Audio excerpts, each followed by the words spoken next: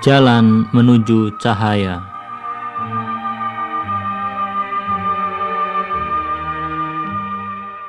Bismillahirrahmanirrahim. Assalamualaikum warahmatullahi wabarakatuh. Saudara pendengar, selamat bersua kembali dengan kami lewat acara Jalan Menuju Cahaya. Kami harap Anda sudah pun bersedia untuk bersama kami dalam acara ini. Dalam kesempatan kali ini kami akan membahas ayat ke-21, ke-22 surat Al-Baqarah. Sebelum itu, marilah kita dengarkan terlebih dahulu ayat ke-21 beserta terjemahannya. يا أيها الناس اعبدوا ربكم الذي خلقكم والذين من قبلكم لعلكم تتقون. Artinya, hai manusia, sembahlah Tuhan kalian yang telah menciptakan kalian dan orang-orang yang sebelum kalian, supaya kalian bertakwa. Dalam 20 ayat sebelumnya, Allah Subhanahu wa Ta'ala menjelaskan keadaan dan karakteristik 3 kelompok manusia, yaitu orang-orang bertakwa, kafir, dan munafik. Setelah membandingkan pikiran, kepercayaan, perbuatan, dan kata-kata 3 kelompok ini, ayat ke-21 ini menjelaskan jalan menuju kebahagiaan dan keselamatan.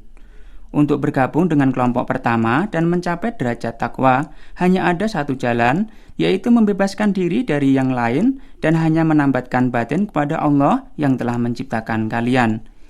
Yakni, mengabdilah hanya kepada Allah supaya kalian terbebas dari perbudakan orang lain. Sebagian besar umat manusia mengakui Allah Subhanahu wa Ta'ala sebagai pencipta dirinya dan alam semesta. Tetapi dalam program dan aturan hidupnya, mereka mengambil cara orang-orang lain. Jadi, seakan-akan mereka ini diciptakan begitu saja, lalu dilepaskan dan bebas berbuat apa saja yang mereka kehendaki. Ayat ini mengatakan bahwa pencipta kalian juga merupakan zat yang merawat dan mengayomi kalian.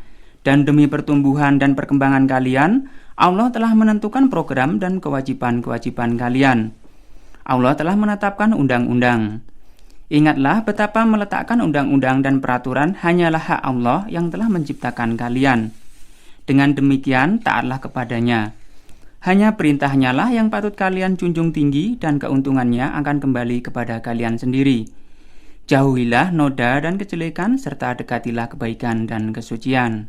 Dari ayat tadi terdapat 7 poin pelajaran yang dapat dipetik. Pertama, semua para nabi bersifat umum dan tidak terbatas pada sekelompok orang tertentu.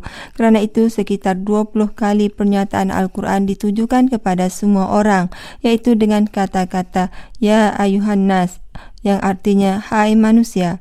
Kedua, salah satu sebab dan falsafah ibadah kepada Allah ialah untuk menyatakan rasa bersyukur atas nikmat-nikmat Allah yang tak terhingga kepada kita dan kepada orang-orang tua kita. Kerana itu Allah berfirman, sembahlah Tuhan kalian yang telah menciptakan kalian. Ketiga, nikmat penciptaan adalah nikmat yang paling utama dan terbesar yang telah diberikan Allah kepada kita. Nikmat ini menuntut ketaatan kita kepada seluruh perintah ilahi. Keempat, ibadah adalah faktor ketakwaan dan kesucian. Jika ibadah tidak menambah spirit ketakwaan dalam diri kita, maka itu bukan ibadah. Kelima, kita harus ingat dan waspada supaya jangan sampai membuat dan membiarkan adat dan tradisi orang-orang tua kita bertentangan dengan perintah ilahi, sebab mereka juga merupakan makhluk-makhluk Allah.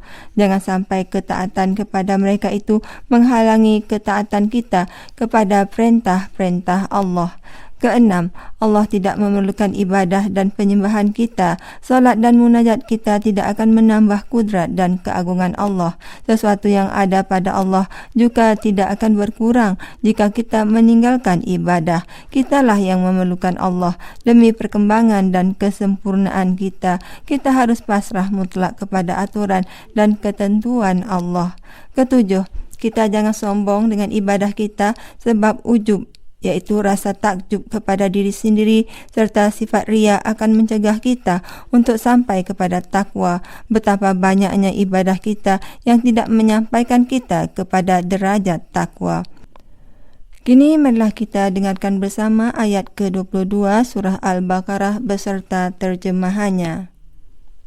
الذي جعل لكم الأرض فراشا والسماء بناء وأنزل من السماء ماء فأخرج به من الثمرات رزقا لكم فلا تجعلوا لله أندادا وأنتم تعلمون. Artinya, dan dialah yang menjadikan bumi sebagai hamparan bagi kalian dan langit sebagai atap, dan dia menurunkan air dari langit, lalu dia menghasilkan dengan air itu segala buah-buahan sebagai rezeki untuk kalian. Kerana itu janganlah kalian mengadakan sekutu-sekutu bagi Allah, padahal kamu mengetahui. Dalam ayat ini, Allah Subhanahu wa Ta'ala menyinggung berbagai nikmat-Nya yang masing-masing adalah sumber nikmat-nikmat yang lain. Allah menjadikan bumi ini sebagai hamparan bagi kehidupan manusia di bumi ini. Gunung dan saharanya, air dan tanahnya, mineral yang tersimpan di dalam tanah dan di bawah gunung-gunung, semuanya merupakan lingkungan yang cocok untuk kelestarian dan kehidupan manusia. Kerjasama antara langit dan bumi telah mendatangkan hujan dan menambahkan tanaman serta memenuhi rezeki dan makanan manusia. Semua ini berlangsung dan terjadi sesuai dengan peraturan Allah dan kodratnya yang tak terhingga. Dengan demikian, bagaimana mungkin orang-orang atau makhluk-makhluk lain yang memerlukan Allah dapat dijadikan sebagai sekutunya, dan bukannya perintah Allah, tetapi perintah merekalah yang diikuti?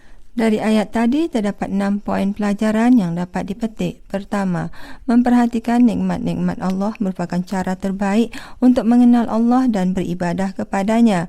Oleh sebab itu, ayat ini menjelaskan nikmat-nikmat ilahi kepada manusia setelah ayat sebelumnya memerintahkan supaya kita menyembah Allah. Kedua, adanya ekosistem dan kerjasama antara langit dan bumi merupakan bukti terbaik mengenai adanya zat pencipta alam semesta yang maha perkasa. Ketiga, dari dua kalimat ja'ala lakum dan rizqan lakum bisa kita pahami bahawa Allah menciptakan alam ini untuk manusia dan tujuan terakhir dari diciptakannya makhluk-makhluk lain ialah supaya dimanfaatkan oleh manusia. Keempat, keteraturan dan kerjasama antara anggota alam semesta ini merupakan bukti yang paling jelas mengenai adanya perhatian Allah serta keesaannya. Maka kita harus menyembah Tuhan yang esa dan jangan menjadikan sekutu-sekutu bagi Allah dalam soal penciptaan. Kelima, mengenal dan menyembah Allah adalah masalah yang sesuai dengan tuntutan fitrah. Naluri semua manusia mengalami hal ini.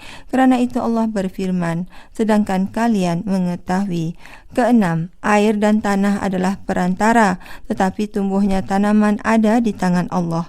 Kerana itu Allah berfirman, maka Dia menghasilkan dengan air itu buah-buahan sebagai rezeki untuk kalian.